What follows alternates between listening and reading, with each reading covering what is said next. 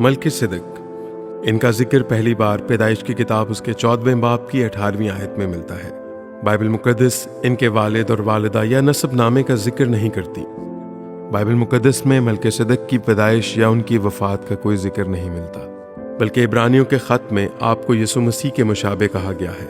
इब्रानियों के ख़त में इन्हें बुजुर्ग अब्राहम से बड़ा करार दिया गया है और यीशु मसीह के साथ इनकी मुशाबत की गई है।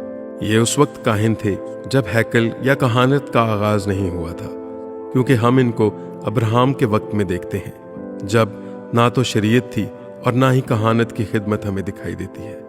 बुजुर्ग अब्राहम शरीयत के मुताबिक नहीं बल्कि ईमान से जिंदगी बसर कर रहे थे। बुजुर्ग अब्राहम जब अपने भतीजे लूत, उनके माल और औरतों को किदरला अमर और उसके साथ के बादशाहों को मार कर वापस ले आए, तो सिवी की वादी जो बादशाही वादी है, वहां पर मलकीसेदक सालम के बादशाह ने रोटी और मैं लेकर आपका इस्तकबाल किया और अब्राहम को बरकत दी और कहा कि खुदा ताला की तरफ से जो आसमान और जमीन का मालिक है, अब्राहम मुबारक हो।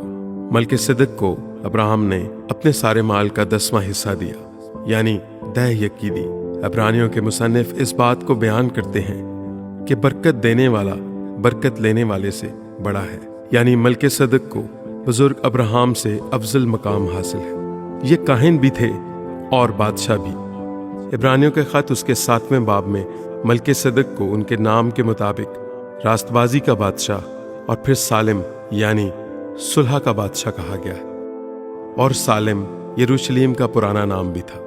और ये खुदा ताला के काहिन थे। इनका ताल्लुक किसी कबीले या किसी खानदान से नहीं, बल्कि इन्हें यीशु मसीह के साथ तशबीह दी जाती है। ज़बूर 110 उसकी 4थी आयत में दर्ज है कि खुदावंद ने कसम खाई और फिरेगा नहीं कि तू मलकीसेदक के तौर पर अबद तक काहिन है। यीशु मसीह वो हस्ती हैं जो मलकीसेदक के तौर पर काहिन भी हैं और अबदी बादशाह भी हैं। यीशु मसीह को यह खिताब खुदा की तरफ से मिला कि वो मलकीसेदक के तौर पर सरदार काहिन है। इसकी चंद वजूहात, क्योंकि मलकीसेदक का नसब नामा नहीं दिया गया। इसी तरह यीशु मसीह भी खुदा के बेटे हैं और उनका नसब खुदा से जुड़ा है। मलकीसेदक काहिन भी थे और बादशाह भी।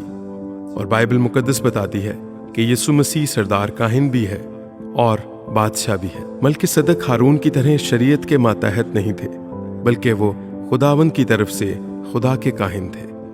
मलकीसेदक ने अब्राहम को बरकत दी। मलकीसेदक ने ही अब्राहम से दायकी ली। इब्रानियों के मुसन्निफ इस बात को दर्ज करते हैं कि बरकत देने वाला बरकत लेने वाले से बड़ा है, यानी मलकीसेदक को बाइबल मुकद्दस बुजुर्ग अब्राहम से बड़ा कहती है और यीशु मसीह से उनकी मुशाबत करती है।